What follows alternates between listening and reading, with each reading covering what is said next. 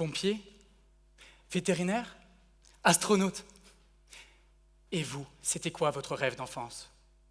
Moi, j'admirais les grands cuisiniers, mais mon destin ne m'a pas mené dans cette direction.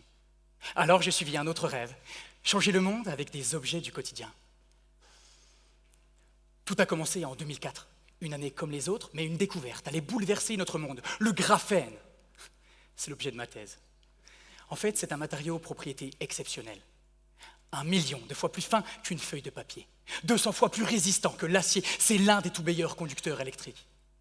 Alors, où peut-on le rencontrer? Constitué d'atomes de carbone reliés entre eux en hexagone, le graphène est une feuille atomique qu'on retrouve, tenez-vous bien, dans la mine de vos crayons de papier. Il est ultra prometteur. Imaginez, nos smartphones se rechargeront en quelques secondes. Les cellules cancéreuses seront détectées plus rapidement. Nos passoires en oxyde de graphène vont désaliniser l'eau de mer. Ce serait incroyable. Mais aujourd'hui, quels objets du quotidien contiennent du graphène? Une infime partie seulement. Le graphène est certes abondant, mais il est trop peu et trop mal utilisé. Donc, comment exploiter son potentiel? C'est là que j'interviens. Et comme nous, les Lyonnais, nous adorons bien manger, je vous explique la suite de ma thèse dans l'émission Cuisine. Cette semaine, nous allons préparer du graphène. Exactement. Prenez un échantillon métallique plat. Déposez-le dans un four à 1000 degrés Celsius. Saupoudrez la plaque d'atomes de carbone pour créer les premiers cristaux de graphène dispersés. Arrosez-la ensuite à grands jets de carbone jusqu'à jonction des différents cristaux. Laissez finalement reposer le tout jusqu'à cicatrisation des jonctions. Et voilà, votre graphène est prêt. Enfin, presque prêt. Parce que toutes ces cicatrices, qu'on appelle joints de grains, le rendent moins performant qu'espéré.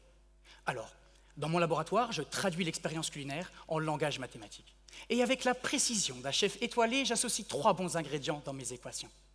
En augmentant la température du four, les particules s'agitent frénétiquement. En augmentant le débit de carbone, on accélère la production du graphène. En augmentant le temps de cuisson, on cicatrise les jonctions. Et pour un meilleur graphène, j'ai même montré qu'il existe une unique combinaison optimale de ces 3 ingrédients pour obtenir les cicatrices les plus lisses, les plus jolies, les moins visibles. Bon, en cuisine, nous avons terminé. Désormais, cher public, je voudrais vous convier à la plus belle table de mon restaurant. Et sous la cloche de ce plateau d'argent, je vous ai préparé ma spécialité. En tant qu'invité d'honneur, vous découvrirez le graphène de qualité. En quelques minutes, vos smartphones, ordinateurs et voitures électriques seront rechargés. Bonne dégustation. Merci!